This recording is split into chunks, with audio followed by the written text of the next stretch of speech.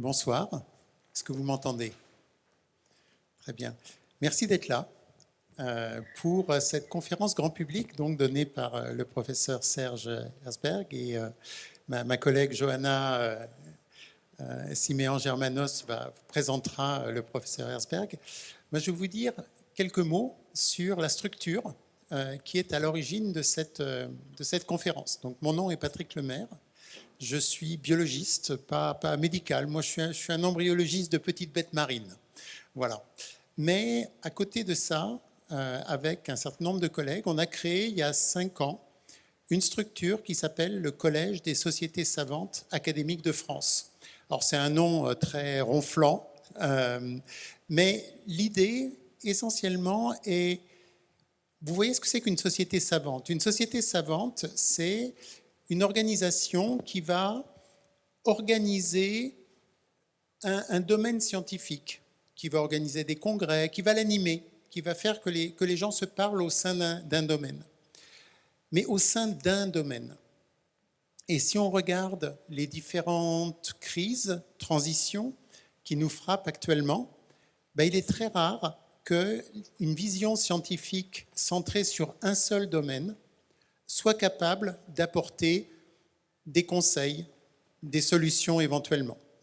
Et donc de ce constat est né le Collège des sociétés savantes qui fédère des sociétés savantes qui vont des humanités, des lettres, jusqu'aux sciences de l'ingénieur, en passant par la physique, la biologie comme moi, le droit, etc. Et l'idée est un petit peu de casser les silos qui existent entre disciplines scientifiques, de telle manière à pouvoir réellement englober des problèmes de société, notamment de manière un petit peu globale. Voilà, donc c'est tout. Donc on est tout jeune, on a 5 ans. Vous n'avez peut-être pas entendu beaucoup parler de nous et c'est normal. Mais nous espérons, enfin nous voulions vraiment commencer notre congrès qui aura lieu sur les 2 jours qui viennent par un partage avec le public et donc par cette conférence. Donc je vais m'arrêter là et je passe la parole à Johanna. Merci Patrick. Donc moi je fais de la science politique et c'est un des intérêts du Collège des sociétés savantes que de permettre de se rencontrer entre disciplines et de s'apercevoir d'ailleurs de tout ce qu'on a en commun malgré des façons effectivement différentes de travailler entre, que sais-je, de l'histoire, de la physique, des sciences de la vie ou autres. Le congrès qui s'ouvre par cette conférence et qui se tiendra tout demain pour tous les collègues chercheurs universitaires à l'ENS sur le campus Jourdan. Ce congrès, il s'intitule Dans le Maelstrom, science, société et choix politiques. Dans le Maelstrom pour désigner finalement toutes les crises dans lesquelles nous nous sentons pris et les façons de réagir à ce tourbillon et de l'observer avec peut-être sang-froid pour le comprendre. Science, société et choix politiques pour comprendre de quelle façon le savoir scientifique peut être pris en compte ou pas, parfois, et ça va être justement tout l'objet de la conférence de ce soir, comment le savoir scientifique peut être pris en compte dans les choix qui concernent aujourd'hui nos sociétés. Et c'est la raison pour laquelle on a demandé, et on a eu le plaisir qu'il accepte, au professeur Herzberg de bien vouloir ouvrir ce cycle de réflexion et ce congrès, cette conférence. Alors, le professeur Herzberg, il est à la fois docteur en médecine et docteur en sciences, en épidémiologie nutritionnelle. Il est professeur émérite en nutrition à l'université Sorbonne Paris-Nord. C'est un praticien hospitalier au département de santé publique de l'hôpital Avicenne et donc c'est à la fois un chercheur et un acteur de la santé publique dans le domaine de la nutrition et peut-être que ce domaine de la science, il vous est tous très familier dès lors que vous achetez des aliments qui portent ce petit symbole qu'est le Nutri-Score. C'est donc un chercheur qui a dirigé pendant plusieurs décennies l'équipe de recherche en épidémiologie nutritionnelle rattachée à l'INSERM, des grands organismes de recherche français justement en santé.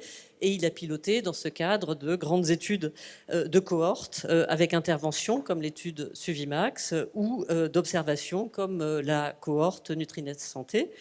C'est donc un acteur de la santé publique. Il a présidé pendant 17 ans au ministère de la Santé le PNNS, le Programme National Nutrition Santé, l'ambitieuse politique nutritionnelle de santé publique française. Et dans ce cadre, il est à l'origine de nombreuses mesures de santé publique que vous connaissez pour certaines, comme la taxation des produits sucrés et édulcorés, la réglementation sur l'intervention en milieu scolaire, l'interdiction des distributeurs de produits de snacking, par exemple, dans les écoles, parce que oui, peut-être qu'on pourrait avoir dans nos écoles, avec une autre réglementation, des distributeurs de produits sucrés. Dieu merci, c'est pas le cas.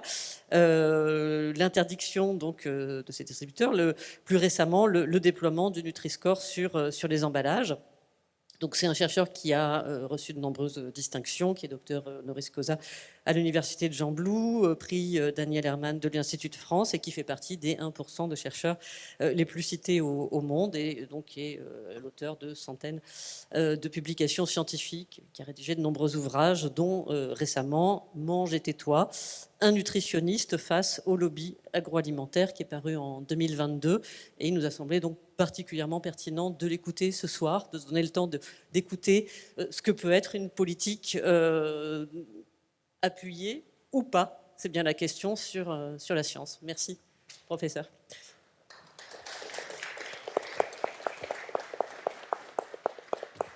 Merci beaucoup. Je voudrais à mon tour vous remercier pour votre invitation et donc l'opportunité qui m'est donnée de fournir un certain nombre d'éléments de réflexion concernant ce petit logo nutritionnel, le Nutri-Score, qui en effet, j'espère, vous avez vu sur les emballages d'un certain nombre d'aliments lorsque vous faites vos courses dans les supermarchés, mais surtout dont l'histoire est extrêmement emblématique de la difficulté de mettre en place une mesure de santé publique, même si elle était scientifiquement démontrée comme intéressante, utile et efficace pour la santé de la population, à partir du moment qu'elle va à l'encontre ou qu'elle est perçue par des opérateurs économiques comme allant à l'encontre de leurs intérêts et pour lesquels ils ont un certain nombre de relais politiques. Donc je vais vous inviter à un voyage autour de l'histoire du Nutri-Score, de sa création jusqu'à aujourd'hui. Vous me permettrez juste de rappeler les objectifs de ce logo nutritionnel. Le Nutri-Score vise à aider les consommateurs, au moment de leur acte d'achat, à être capable de juger de façon simple, intuitive, compréhensible par tous, la qualité nutritionnelle globale des aliments et leur permettre ainsi de comparer entre les aliments les différences de qualité nutritionnelle pour orienter leur choix, s'ils le souhaitent bien sûr, vers des aliments de meilleure qualité nutritionnelle, plus favorables à leur santé.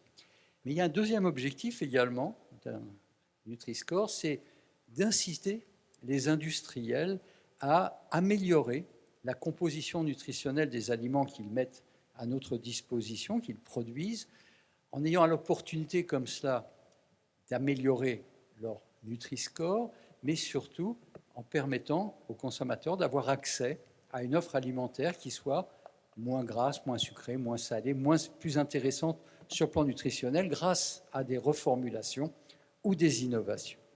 Alors, pourquoi, après tout, mettre en place un logo nutritionnel? Pourquoi mettre un outil de santé publique de ce type? Il y a des justifications qui sont à la fois scientifiques et de santé publique à la mise en place du Nutri-Score. C'est une surprise pour personne. Depuis déjà de nombreuses années, la science a mis en évidence que de nombreux facteurs nutritionnels, notamment l'alimentation, constituaient des déterminants majeurs du risque ou de la protection vis-à-vis de maladies chroniques qui sont les grands problèmes de santé publique auxquels nous sommes confrontés en France comme dans l'ensemble des pays européens et d'Amérique du Nord, l'obésité, les cancers, les maladies cardiovasculaires, le diabète, différentes pathologies digestives, neurologiques, etc.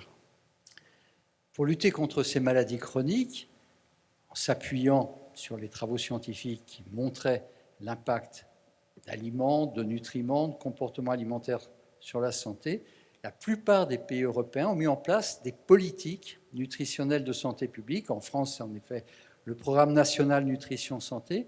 Et toutes ces politiques nutritionnelles de santé publique ont comme objectif d'améliorer l'alimentation de la population, donc l'état nutritionnel, pour évidemment avoir un impact sur la santé. La plupart de ces politiques nutritionnelles s'appuient sur des recommandations de santé publique que vous connaissez, vous les avez entendus. Il faut manger au moins 5 fruits et légumes par jour, manger plus de légumes secs et de légumineuses, d'aliments complets riches en fibres, limiter les aliments qui sont gras, sucrés, salés, etc. Et généralement, tous ces éléments sont assez connus par la population. Le problème, la difficulté, c'est que les modèles alimentaires auxquels nous sommes confrontés en tant que consommateurs en Europe intègrent généralement une part extrêmement importante d'aliments industriels, d'aliments manufacturés. Et il est souvent difficile, dans la jungle des rayons de supermarché, de s'y retrouver et de traduire, même si on connaît les recommandations nutritionnelles de santé publique, dans l'aliment de tous les jours, ces recommandations, être capable de distinguer les aliments en fonction de leur qualité nutritionnelle. Alors, dans certains cas, c'est assez facile. Si je vous demande quel aliment a la meilleure qualité nutritionnelle entre un brocoli et une pizza 4 fromages ou une pizza chèvre, vous aurez peu de difficultés, je pense, à répondre que vraisemblablement le brocoli a une meilleure qualité nutritionnelle. Mais si je vous demande entre ces différentes pizzas, Regina, Margarita, au thon, aux légumes, aux 4 fromages, etc., lesquelles a la meilleure ou au moins la moins pire des qualités nutritionnelles, là, ça devient plus compliqué. Alors, jusqu'au Nutri-Score, les industriels disaient, mais c'est facile, il suffit de retourner l'emballage et il y a au dos des tableaux nutritionnels. Alors, vous ne les voyez pas vus de loin, mais même si vous les regardez de près sur les emballages des aliments, ces tableaux nutritionnels qui sont obligatoires sur la façade des emballages des aliments, qui fournissent des éléments sur la composition nutritionnelle, sont illisibles le plus souvent, très difficiles à comprendre, même pour des nutritionnistes, parce que ce sont des colonnes de chiffres, des lignes extrêmement nombreuses avec des évaluations par rapport à 100 grammes d'aliments ou par rapport à une portion ou encore par rapport à la consommation d'un adulte qui dépenserait 2000 kilocalories par jour. Donc, ils sont très peu utilisables et très peu utilisés par les consommateurs comme outil de santé publique. Et donc, l'idée du Nutri-Score, c'est une idée au départ de bon sens.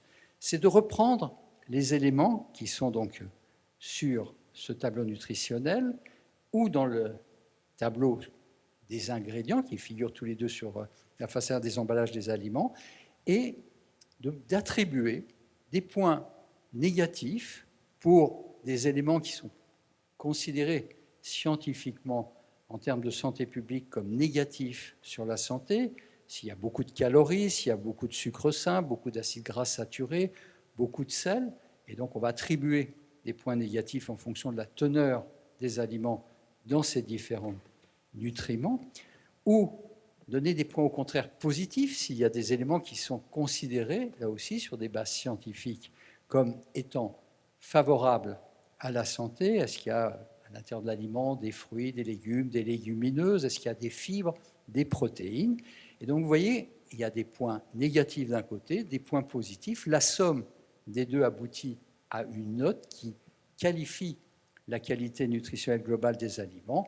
Et évidemment, scientifiquement, on a établi des seuils qui permettent, à partir de ces notes, de classer les aliments du vert au rouge, de A à E, les produits verts A ou B étant de meilleure qualité nutritionnelle, ceux qui sont plutôt vers le orange et le rouge, classés DE, de moins bonne qualité nutritionnelle. Et si on applique ce système à nos fameuses pizzas, vous voyez que d'un simple coup d'œil, vous pouvez voir celles qui ont la moins pire qualité nutritionnelle ou la meilleure qualité nutritionnelle.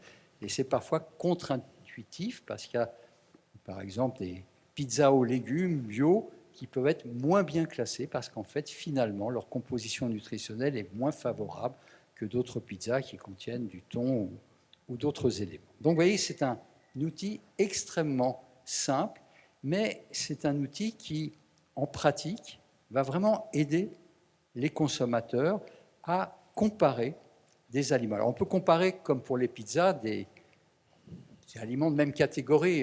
Par exemple, ici, les céréales petit déjeuner, vous voyez que ça varie de A à E.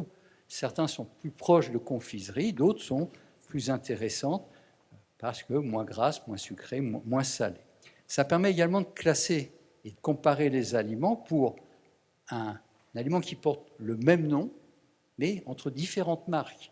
on est parfois très surpris de voir, quand on regarde la composition nutritionnelle, mais là encore c'est compliqué quand on regarde le tableau, que pour un aliment qui a la même dénomination, par exemple ici vous avez un certain nombre de muesli croustillants aux pépites de chocolat, ils ont toutes le même nom, c'est différentes marques, on peut s'attendre à ce qu'ils aient la même composition, mais vous voyez que ça varie également de A à E, avec des différences de composition nutritionnelle extrêmement importantes.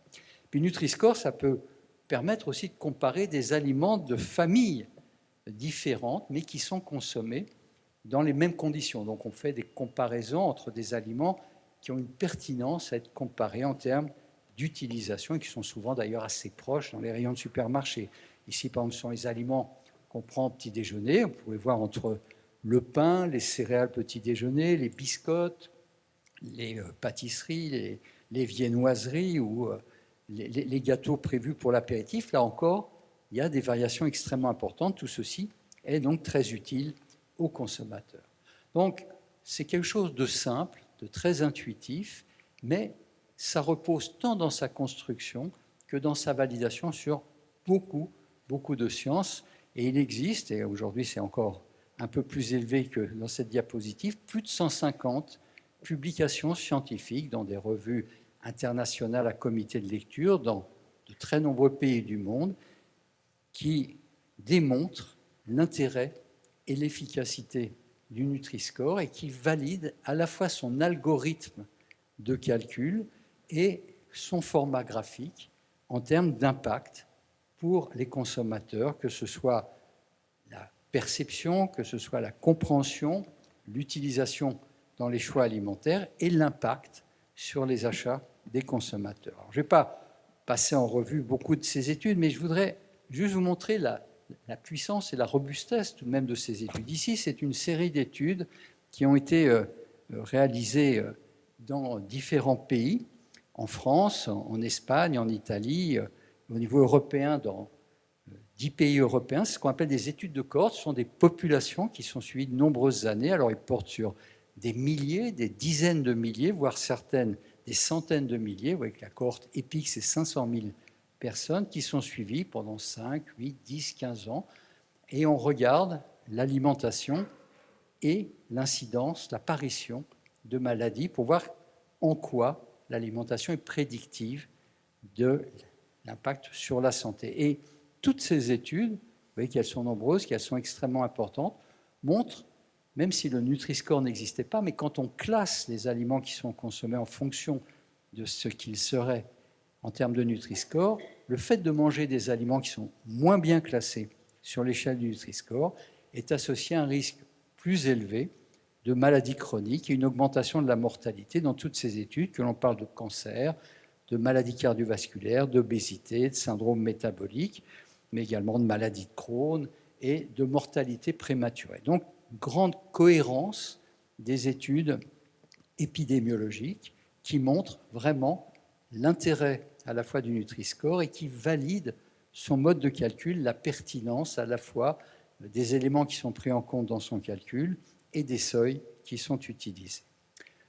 Juste encore des études, cette fois, qui portent sur l'impact du Nutri-Score, de son format graphique, sur la qualité nutritionnelle des achats. Il y a eu toute une série d'études, alors en supermarché virtuel, dans des magasins expérimentaux, voire même en conditions réelles dans des vrais supermarchés, qui montrent, alors là il y a deux exemples, une étude en magasin expérimental, où là on contrôle bien les achats des sujets, ils sont suivis, alors il y a 700, un peu moins de 700 sujets et différents logos qui ont été testés, et puis une expérimentation en supermarché réel dans 60 supermarchés en France, dans 4 zones françaises, près d'1 750 000 tickets d'achat analysés et 4 logos qui sont testés, et globalement, ces études et beaucoup d'autres qui ont été réalisées dans d'autres contextes montrent que Nutri-Score est le logo qui, à la fois, a une efficacité sur la qualité nutritionnelle des paniers d'achat et est le plus efficace par rapport à d'autres logos qui sont soit proposés par des industriels, par des distributeurs ou qui sont utilisés dans d'autres pays du monde déjà depuis quelques années. Et on a une amélioration de la qualité nutritionnelle du panier d'achat qui varie entre 4,5 et 9,4%. C'est-à-dire que quand on regarde ce que les gens achètent lorsqu'ils ont le Nutri-Score affiché sur les produits, ce sont les produits moins gras, un peu moins sucrés, un peu moins salés. Ce ne sont pas que des produits qui sont classés A ou B, mais globalement, on a un panier d'achat plus favorable. Et ce qui est intéressant dans ces études, et beaucoup d'autres études l'ont démontré, c'est que par rapport à tous les autres logos, Nutri-Score a un impact notamment sur les populations les plus défavorisées, les consommateurs les moins aisés, et particulièrement par rapport aux autres logos, cet impact est important. Donc c'est un élément plutôt considéré comme un moyen de lutter contre les inégalités sociales de santé dans le champ de la nutrition. Et juste un dernier aspect concernant les études scientifiques, l'OCDE, en 2024, a publié un rapport et une publication scientifique qui a, à travers un modèle extrêmement robuste qu'ils utilisent, testé donc l'efficacité, l'impact de l'adoption volontaire du Nutri-Score, mais également, si c'était d'autres logos, dans les 27 pays de l'Union européenne. Donc, ils ont repris les données scientifiques existantes et dans leur modèle, ils ont pu montrer que l'adoption, même sur une base volontaire du Nutri-Score dans l'ensemble des 27 pays de l'Union européenne, permettrait d'éviter d'ici 2050 près de 2 millions de cas de maladies non transmissibles, donc de ces maladies chroniques que je vous présentais au départ, d'avoir un impact sur les dépenses annuelles de santé et, en réduisant le risque de maladies chroniques, même d'améliorer la force au travail, en fait, des différents États, avec un gain annuel qui a été chiffré en termes d'équivalent de temps plein. Donc, on voit qu'au travers de la mise en place du Nutri-Score, on peut avoir un impact sur la santé individuelle, mais également un impact social et économique extrêmement important.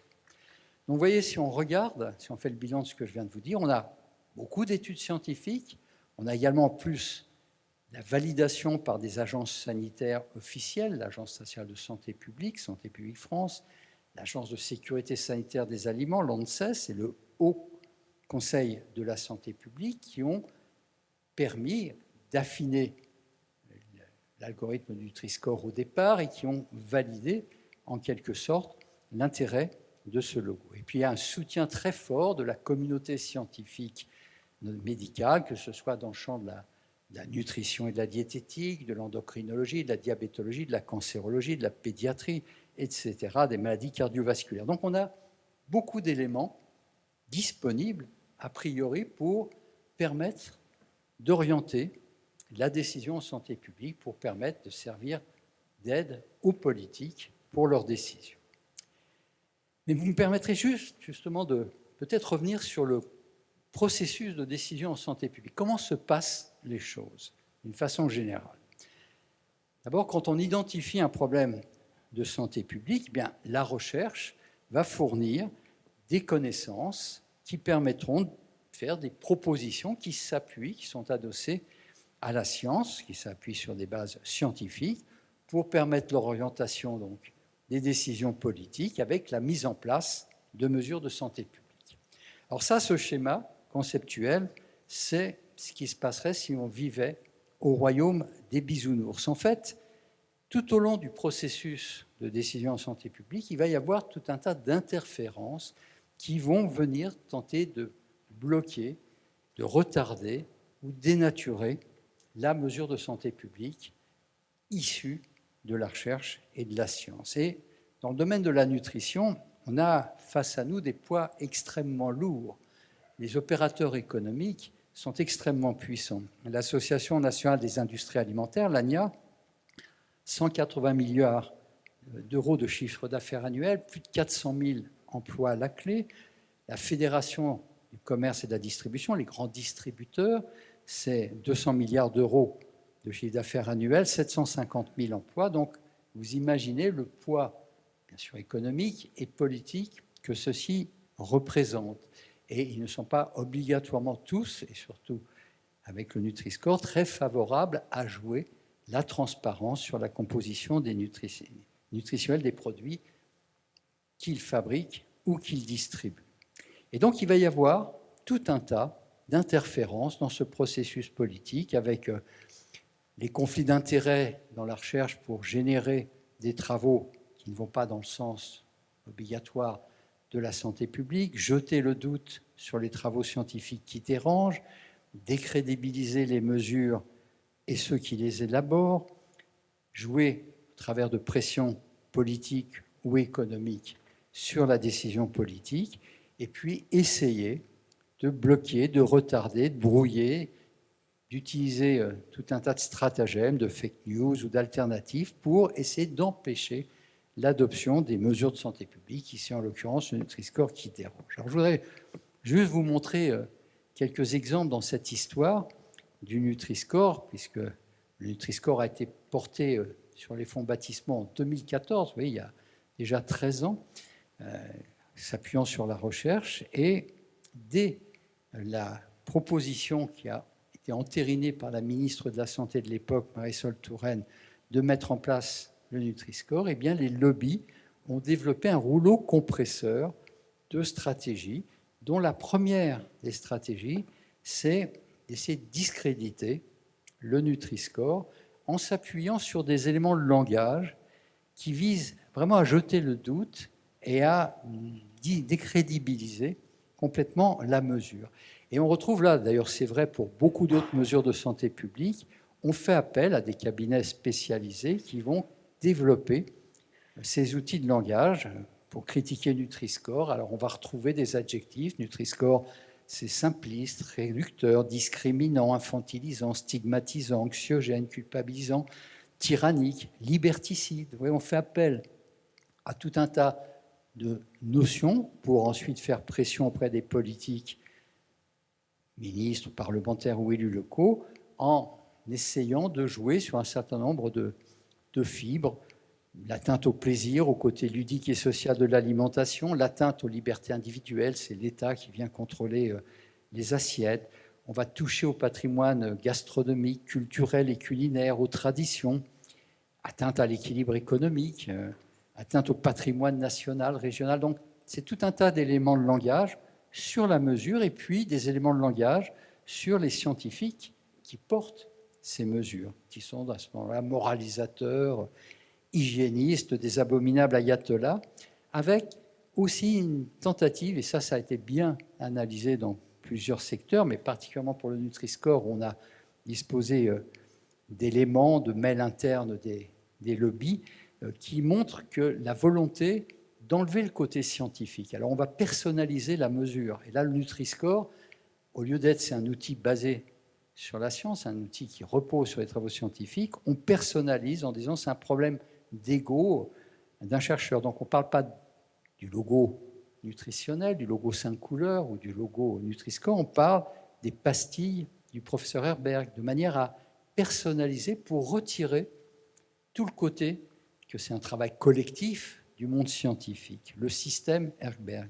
Et donc, tous ces éléments de langage, on va les retrouver très rapidement. À peine l'encre était sèche du communiqué de presse de la ministre de la Santé en 2014 annonçant qu'elle souhaitait mettre dans la loi de santé ce logo coloriel, on l'appelait à l'époque le logo 5 couleurs, il n'avait pas encore le nom de Nutri-Score. L'Association nationale des industries alimentaires va pondre un communiqué de presse où on retrouve à peu près tous ces éléments de langage. L'ANIA encourage l'approche pédagogique et s'oppose aux mesures discriminantes, approche simpliste et fonctionnelle, type pastille de couleur. Ça n'apporte pas une information factuelle, mais une consigne de choix, donc côté liberticide.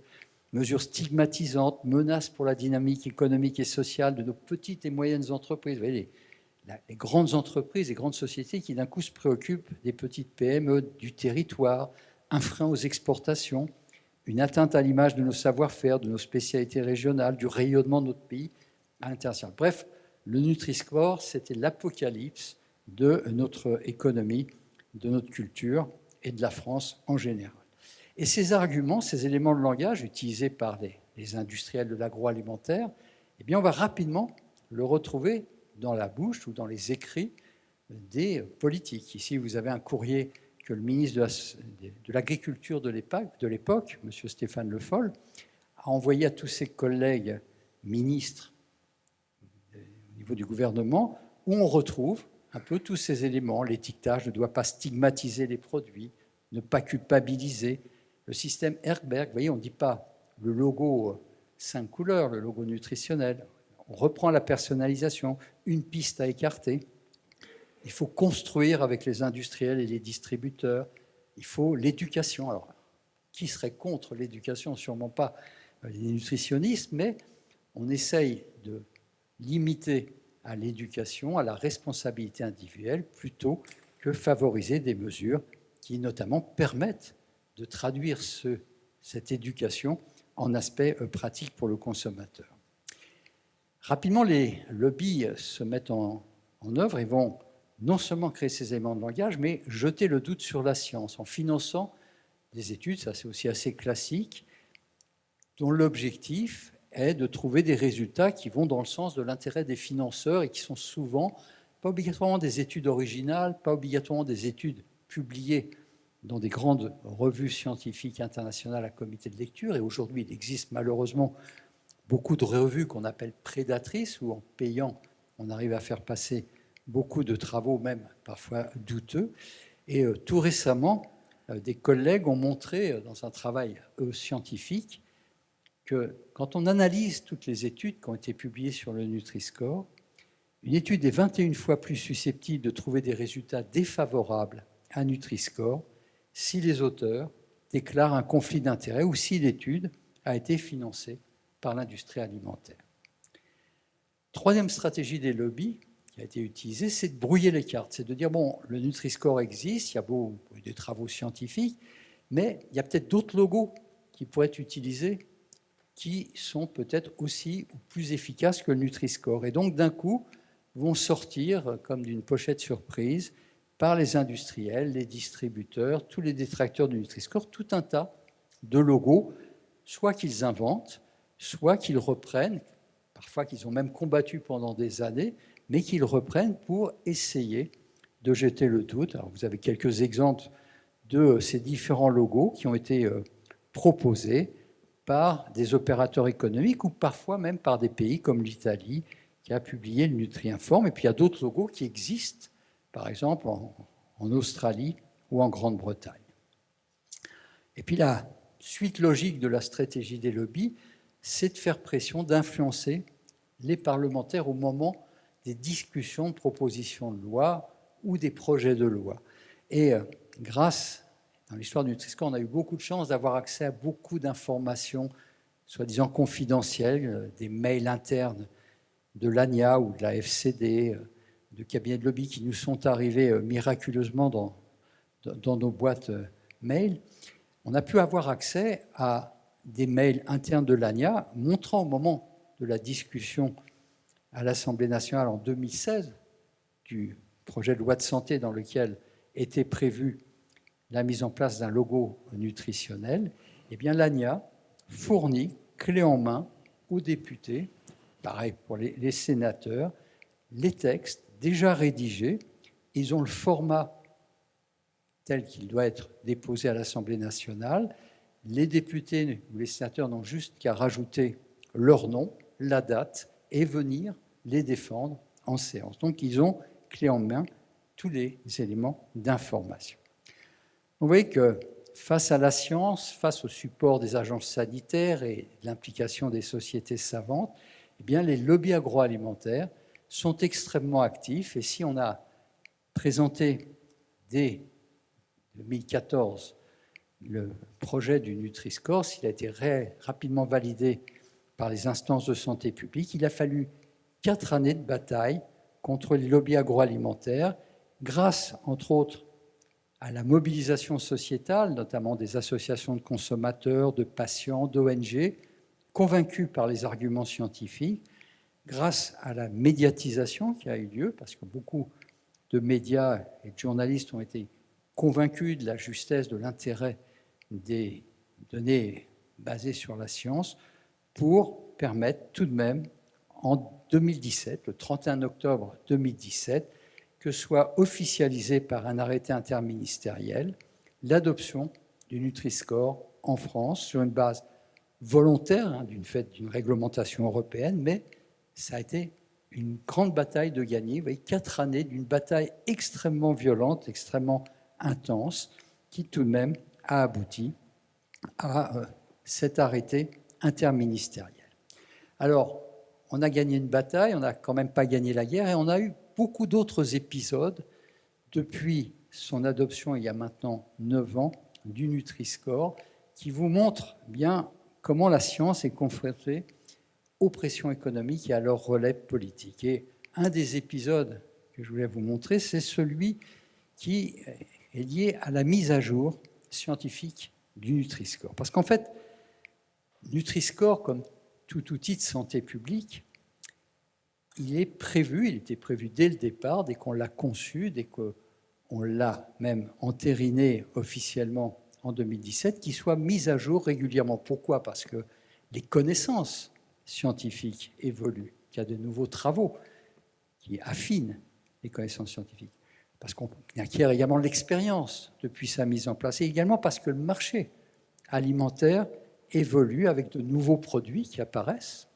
qu'on n'avait pas au moment où a été développé le Nutri-Score, ou d'autres produits qui ont été reformulés, qui peuvent amener à remettre en cause un peu la classification. Donc il était prévu dès le départ qu'il y ait une mise à jour régulière, et elle a été faite, cette mise à jour, en 2021, grâce à un comité scientifique au niveau, mandaté par le comité de pilotage européen du Nutri-Score. Il y a 7 pays qui ont adopté le Nutri-Score depuis qu'il a été adopté en France, et ce comité scientifique, qui a été mandaté par ce comité de pilotage européen, est composé d'experts indépendants, sans conflit d'intérêts, appartenant aux 7 pays qui ont mis en place le Nutri-Score. Ils ont beaucoup travaillé, 2 années de travail, abouti à 2 rapports, un pour les aliments généraux, un pour les boissons, très documentés, avec de très nombreuses références bibliographiques, et qui faisaient l'objet d'un consensus scientifique. Et ces modifications, je ne vais pas vous les passer en revue, mais elles ont abouti à pénaliser plus les produits très sucrés ou très salés. C'est le cas, par exemple, des céréales petit déjeuner sucré, les plats composés comme les pizzas, pénaliser plus la viande rouge, pour lequel on sait, en dehors de l'impact environnemental, qu'il y a aussi un impact sur la santé en termes de risque de certains types de cancers. Les boissons qui contiennent les édulcorants sont plus pénalisées. Pareil pour certaines boissons lactées sucrées, les yaourts à boire ou les boissons aromatisées, qui sont plus mal classées par le nouveau Nutri-Score. D'autres, au contraire, sont mieux classées, comme l'huile d'olive ou l'huile de colza, pour lesquelles les travaux scientifiques ont montré l'intérêt, ou les produits complets par rapport aux produits raffinés, donc les produits plus riches en fibres, qui sont mieux classés pour les discriminer de leurs homologues raffinés. Globalement, si vous voulez, tout le travail scientifique qui a été fait, extrêmement robuste, permet un meilleur alignement du Nutri-Score avec les toutes dernières recommandations nutritionnelles de santé publique en Europe. Ce travail a été fait et le comité de pilotage a rendu ses rapports en 2023 qui ont été entérinés par l'ensemble des 7 pays qui ont adopté le Nutri-Score, avec une entrée en vigueur qui était prévue au 1er janvier 2024 dans les 7 pays. Alors ça a été fait dans 6 des 7 pays, sauf la France, pays qui a développé le Nutri-Score, qui a été le premier à l'adopter, qui avait entériné au niveau du comité de pilotage avec les autres pays ces modifications, mais ça n'a pas été mis en place le 1er janvier 2024. Alors, qu'est-ce qui s'est passé ? Alors, pour comprendre, il suffit de regarder, pour certains aliments, comment les sociétés ont été amenées à réagir. Si on prend, par exemple, des produits que fabrique Danone, qui avait adopté le Nutri-Score, c'est yaourts sucrés, les Actimel, les Activia, les Danonino, les iPro ou les boissons végétales sucrées, qui souvent argumentent sur leur intérêt santé, contiennent en fait beaucoup de sucre. Dans la première version du Nutri-Score, ces produits n'existaient quasiment pas. Donc, on n'a pas été surpris, ces produits étaient considérés comme du lait et donc bénéficiaient à l'époque d'un mode de calcul qui leur faisait bénéficier même aux formes sucrées d'un bon Nutri-Score. C'est assez inacceptable car ces produits contiennent autant, voire plus de sucre qu'un soda, et en plus, compte tenu des allégations santé qu'ils portent, séduisent beaucoup des gens qui sont soucieux de leur santé. Donc, le Nutri-Score mis à jour fait que ces produits qui étaient classés souvent A ou B, lorsqu'ils sont sucrés, sont passés à C, D ou E. Seules les formules qui ne sont pas sucrées, qui ne contiennent pas de sucre en dehors du sucre natif du lait, du lactose, qui restent bien classées. Tous les autres placent C, D ou E. Évidemment, Danone n'a pas apprécié, et c'est pareil pour tous ces autres boissons lactées sucrées. Et donc, on sait qu'il a fait partie, avec d'autres, des lobbies qui ont interféré pour essayer de bloquer la mise en place du nouveau Nutri-Score. D'autres éléments, d'autres aliments, par exemple les fromages et les charcuteries, sont restés comme ils étaient, c'est-à-dire mal classés par le Nutri-Score, uniquement parce que ce sont des produits qui sont très riches en graisses saturées et en sel, donc ils sont classés D ou E pour la plupart, ce qui ne veut pas dire qu'on ne doit pas manger ces produits. Un produit classé D ou E peut faire partie d'une alimentation équilibrée, à condition, et c'est ça le sens du Nutri-Score, d'être alerté que ces produits doivent être consommés plutôt de façon raisonnable, pas trop fréquemment et pas en grande quantité. Mais les producteurs, les grands syndicats agricoles qui défendent les producteurs de viande, de charcuterie, de fromage, ont été déçus car ils ont fait longtemps pression pour que dans la mise à jour du Nutri-Score, ils bénéficient d'un meilleur Nutri-Score. Donc tous ces lobbies sont montés au créneau, et notamment au niveau des différents ministères. Et donc l'arrêté interministériel qui avait été signé en 2017, qui devait être renouvelé pour le 1er janvier 2024, signé par le ministère de la Santé, de l'Agriculture et de l'Économie, il a été rédigé. En novembre 2023, on a participé avec mes collègues à la rédaction de cet arrêté, mais entre 2023 et voyez, mars 2025, il n'était pas signé, alors que les autres pays non seulement avaient signé, mais mis en place déjà le nouveau Nutri-Score. Et quand on demandait au ministère qu'est-ce qui se passait, les ministères éludaient la question en disant c'est une question de jour. Lorsque les médias, qu'on alertait régulièrement sur ce point, interrogeaient les cabinets ministériels, on disait toujours c'est une question de jour.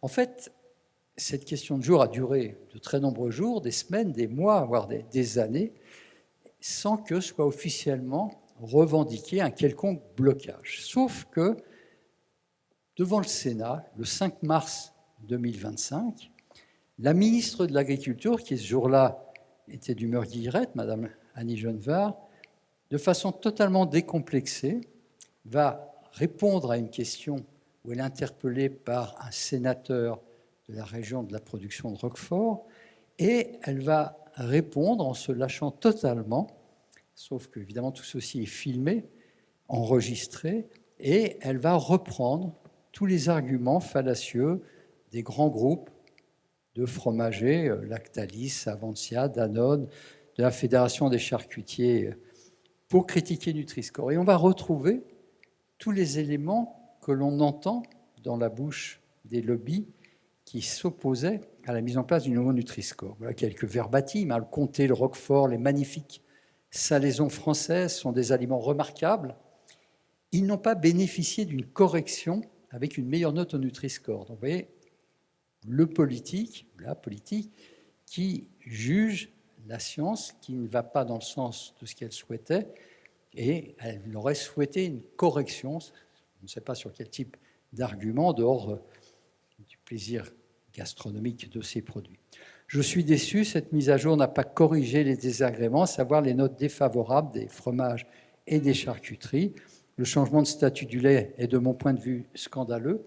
Donc, il y a 30 spécialistes qui ont travaillé pendant 2 ans, des experts en nutrition, mais la ministre de l'Agriculture considère que leur travail est scandaleux. Et là, elle conclut en disant « Mon ministère bloque l'arrêté et je vais voir les marges de manœuvre pour en corriger les effets négatifs. » Donc pour la première fois, la ministre de l'Agriculture publiquement annonce qu'elle a entendu les arguments des lobbies, qu'elle les reprend à son compte et qu'elle bloque, donc depuis des mois, l'arrêté permettant la mise en place du nouveau Nutri-Score. Alors c'est relativement une chance quand un ministre se lâche comme ça, parce qu'on peut reprendre ses arguments.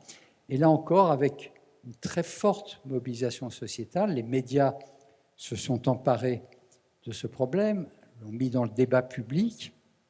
Ça fait l'objet de la une de plusieurs journaux, des radios, des télévisions. Et évidemment, pour le gouvernement, là, se retrouvant dans une position de difficulté, le Premier ministre de l'époque a tapé sur la table et a demandé qu'on ne tergiverse plus et qu'on signe cet arrêté. Et alors qu'on attendait 3 ministres, comme il y avait eu lors du premier arrêté, là, les différents ministres se sont pressés pour apparaître dans la signature. Donc on a eu 5 ministres qui ont signé l'arrêté officialisant le nouveau Nutri-Score. Et je voudrais juste encore vous montrer que ces problèmes d'interférence, sciences, pression économique, politique, ça se voit aussi, pas seulement en France, ça se voit dans tous les pays, et au niveau de la Commission européenne. Je vous ai dit au départ que le Nutri-Score a été adopté en 2017 sur une base volontaire parce qu'il y a une réglementation européenne, dite d'information des consommateurs, qui a été votée en 2011, poussée à l'époque par les lobbies qui ont dépensé $1 milliard à l'époque pour bloquer toute velléité d'un logo nutritionnel. Ils n'ont jamais d'ailleurs contredit ce chiffre avancé par un cabinet spécialisé à Bruxelles. Et donc, cette réglementation empêche les États membres de rendre obligatoire un logo nutritionnel en face avant des emballages des aliments. Alors, c'est une bataille qui dure depuis longtemps avec ce règlement qui est extrêmement gênant. Et là encore, sous la pression d'un certain nombre de scientifiques, de relais politiques également, d'associations de consommateurs et de patients, d'ONG, la Commission européenne, en 2020, il y avait une concordance des planètes favorables, publié dans le cadre de sa stratégie Farm to Fork, de la ferme à la fourchette ou à l'assiette, stratégie extrêmement ambitieuse. Il y avait à l'intérieur un élément, un article qui proposait un étiquetage nutritionnel obligatoire harmonisé sur le devant des emballages d'ici le 4e trimestre 2022. Donc vous voyez d'un coup, formidable éclaircie, l'Europe s'engageait à changer sa réglementation qui bloquait la possibilité de rendre obligatoire le Nutri-Score et donc proposer une feuille de route qui a eu lieu entre 2020 et 2022, date à laquelle devait être prise la décision, un rapport de l'Agence européenne de sécurité sanitaire des aliments sur les profils nutritionnels, un rapport du bras armé de la Commission européenne pour la recherche, le Centre commun de recherche européen, le JRC, donc, qui passe en revue les travaux scientifiques.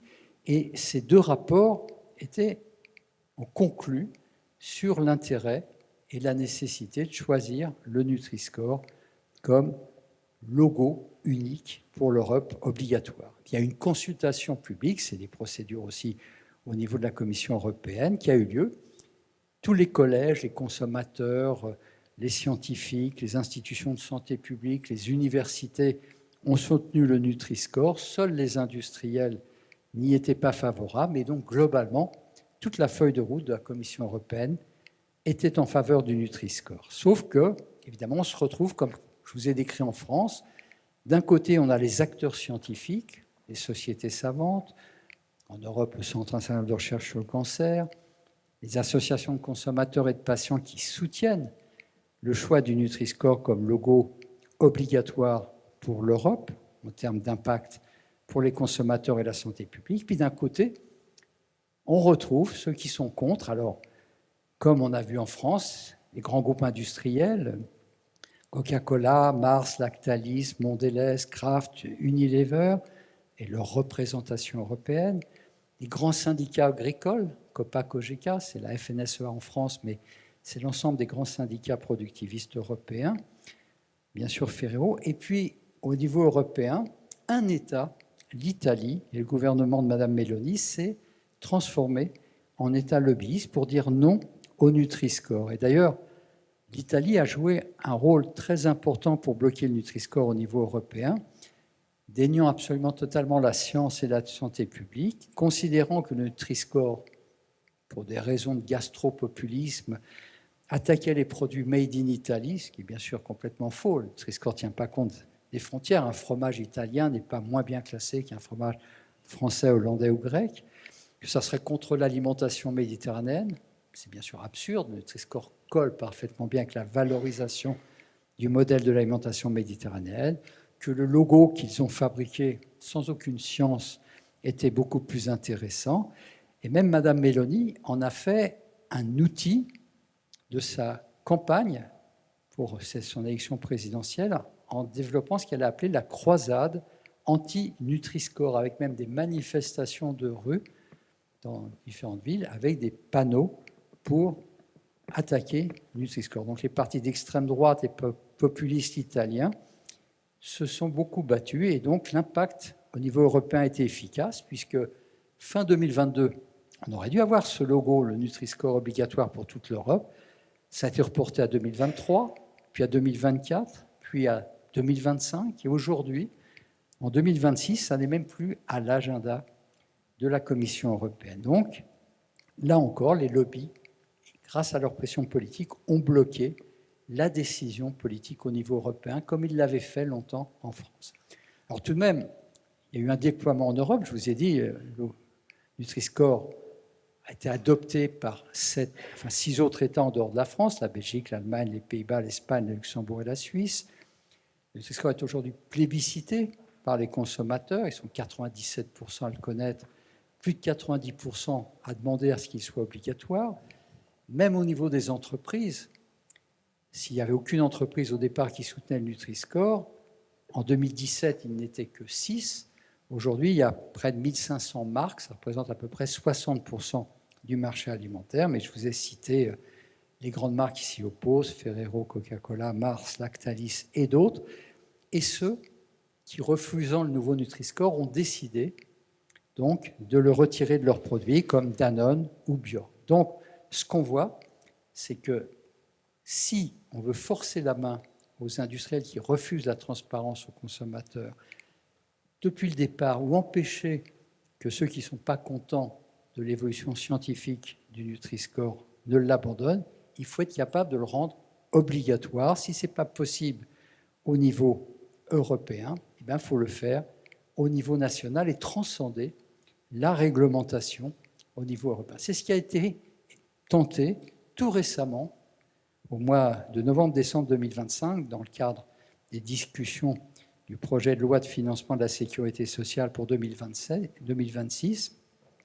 où, sous l'impulsion d'un certain nombre de députés, des amendements ont été déposés pour proposer que le Nutri-Score soit rendu obligatoire. Alors, ça a été voté le 7 novembre 2025 à l'Assemblée nationale. C'était une belle victoire avec un vote favorable. Ça passe comme tous les amendements et toute la loi de financement de la sécurité sociale au Sénat, où là, on a une autre dynamique.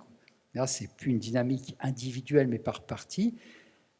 Les partis s'opposant au Nutri-Score étant majoritaires au Sénat, le Sénat a voté contre.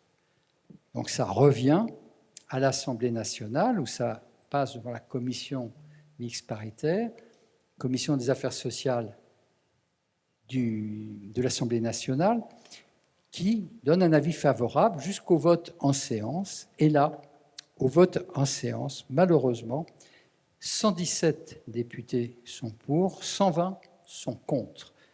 À 3 voix près, donc, est rejetée la décision de rendre obligatoire en France le Nutri-Score. Rejet à 3 voix près, avec des débats surréalistes, puisque on a pu les suivre en direct, et ils sont d'ailleurs toujours accessible sur le site de l'Assemblée nationale, un mépris total de l'avis des scientifiques, des travaux scientifiques, des acteurs du champ de la santé, le rapporteur du projet de loi de financement de la sécurité sociale, et même la ministre de la Santé, utilisant l'alibi des difficultés européennes, ont préféré écouter et reprendre à leur compte les fake news et les pseudo-arguments des lobbies, et donc a été rejetée cette opportunité donc, de rendre obligatoire en France le Nutri-Score, compte tenu du fait que la Commission européenne ne prend pas ses responsabilités. C'est possible de le faire sur un plan légal, parce qu'il y a un article européen qui permet,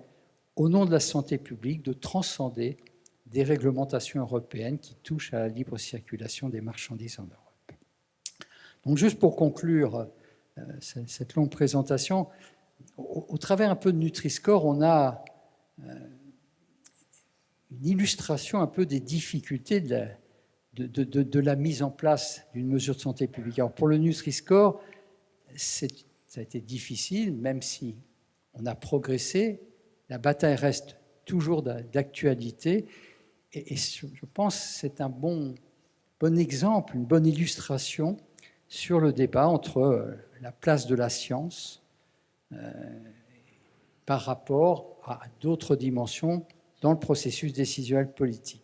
Qu'est-ce que pèse la science et la santé publique face aux enjeux économiques? On pourrait avoir une réponse extrêmement pessimiste. Comment les scientifiques peuvent contribuer à faire avancer la décision politique face au lobby?